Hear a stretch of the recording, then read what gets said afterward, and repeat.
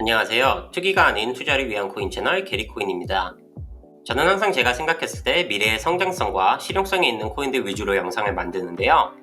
그 중에서 제가 개인적으로 많은 시간과 노력을 들여서 만든 영상들이 더 그래프와 체인링크 관련 영상들이었습니다. 혹시 이 두 코인의 교집합이 보이시나요?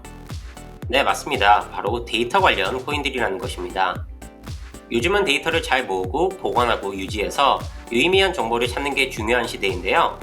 괜히 이제는 이름을 메타로 바꾼 페이스북, 아마존, 구글 같은 미국 불치의 테크 기업들이 엄청난 양의 돈을 들여서 데이터 센터를 짓고 유지하는 건 이런 맥락에서 해석할 수 있을 것 같습니다.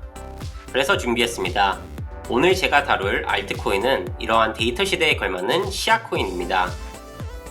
자, 그럼 시아코인에 대해 본격적으로 다뤄보기 전에 미리 구독과 좋아요 부탁드리고요. 언제나 그렇듯 제 영상은 투자 추천 영상이 아닌 단순 교육용 목적으로 만들어진 영상임을 다시 한번 말씀드립니다. 그럼 지금 바로 시아코인의 개념부터 살펴보도록 하겠습니다. 여러분들 혹시 드랍박스, 아이클라우드, 아마존 웹서비스 혹은 원드라이브 같은 클라우드 저장 공간을 사용하시나요? 아마도 많은 분들이 사용 중이실 거라고 생각되는데요. 최근에 파일이나 사진 등의 용량이 커지면서 이것들을 백업하는 용도로 혹은 컴퓨터의 저장 공간이 모자라서 아마 이런 서비스들을 이용하고 계실 거라고 생각합니다.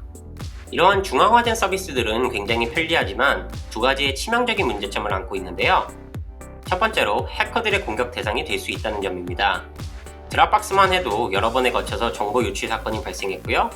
또 하나의 문제점은 개인들의 파일들을 전부 회사 서버에 올리다 보니 각 회사가 파일들을 아무렇게나 열어보거나 통제할 수 있다는 점입니다. 바로 이러한 문제점의 해결책을 제시하기 위해서 시아코인은 블록체인, 암호화, 그리고 개개인의 컴퓨터에 남는 저장 공간을 공유할 수 있게 하는 공유 경제의 개념을 합쳐서 탈중앙화된 클라우드 저장 서비스를 만들어냈습니다. 시아코인은 이런 탈중앙화를 기반으로 만들어졌기 때문에 현재 중앙화된 서비스들에 비해 개인정보 및 파일들의 보안에서 압도적으로 뛰어나고 가격 또한 훨씬 저렴합니다. 자, 그럼 이제 시아코인의 구조와 원리에 대해서 조금 더 자세히 알아보도록 할게요. 일단 시아코인의 생태계를 구성하는 데 가장 중요한 것은 저장 공간을 빌리려는 임차인과 저장 공간을 빌려주는 임대인이 있습니다. 일단 제가 가장 최근에 만든 체인링크 동영상 파일을 시아코인 생태계를 통해 업로드하려고 한다고 가정해 보겠습니다.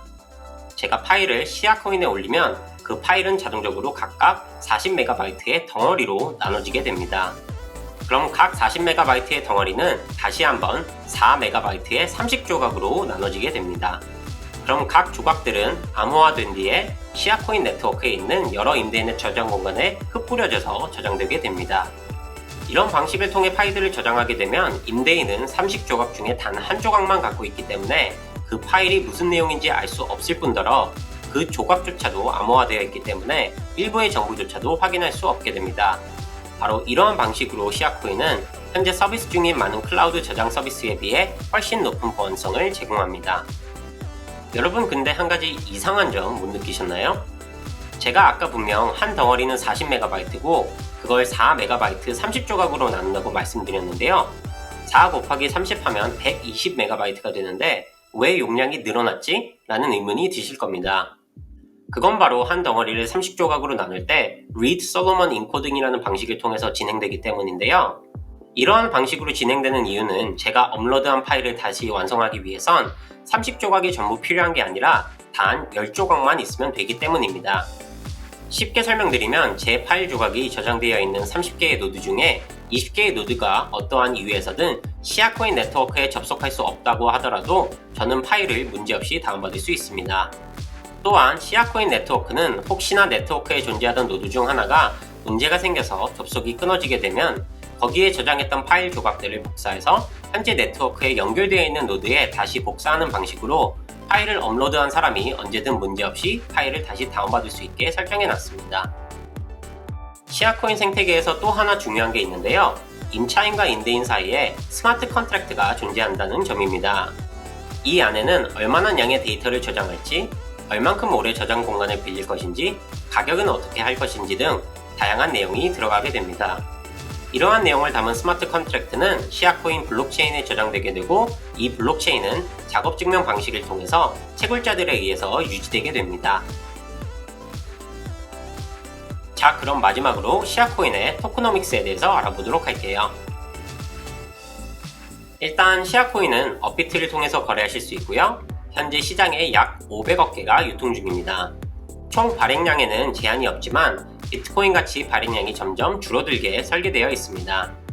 이렇게 총 발행량에 제한을 두지 않은 것은 앞으로 데이터의 양이 폭발적으로 늘어날 것에 대비해서 그렇게 설정한 것 같습니다. 제가 다른 영상에서는 언급하지 않았던 부분인데요. 시아코인에 실제로 투자를 생각하고 계신 분들을 위해서 몇 가지 유의사항을 말씀드리도록 하겠습니다. 제가 아까 시아코인의 원리와 구조에 대해서 설명드릴 때 시아코인 블록체인은 채굴자들에 의해서 유지된다고 말씀드렸는데요. 제가 찾아보니 채굴자들이 상당히 중앙화되어 있습니다. 아무리 파일들이 탈중앙화 방식으로 저장되어도 블록체인이 중앙화되어 있다는 점은 투자 전에 꼭 알아두셨으면 좋겠습니다. 두 번째 유의사항은 현재 시아코인의 구조는 작은 파일 업로드에 적합하지 않다는 점입니다. 아까 설명드렸듯이 하나의 덩어리가 40MB다 보니 40MB보다 작은 파일을 업로드했을 시 부족한 부분을 빈 공간으로 채우고 30조각으로 나누게 됩니다. 공식 웹사이트에 따르면 각 덩어리를 40MB에서 훨씬 작은 사이즈로 줄일 계획이 있다고는 명시되어 있지만 정확한 시간이나 계획은 찾지 못했습니다. 이 두 가지 유의사항은 투자 전에 시아코인의 일종의 리스크로 알고 계시면 좋을 것 같습니다. 자, 오늘 영상에서는 제가 개인적으로 생각했을 때 코인의 장기 투자를 생각하시는 분이라면 고려해 보실 만한 시아코인에 대해 설명드렸는데요. 어떠셨나요? 이번 영상에서 혹시 이해가 안 되시는 부분이나 질문들은 댓글로 남겨주시면 제가 최대한 빠르게 답변 드리도록 하겠습니다. 이 영상이 유익하셨다면 구독과 좋아요 그리고 알림 설정까지 부탁드릴게요. 감사합니다.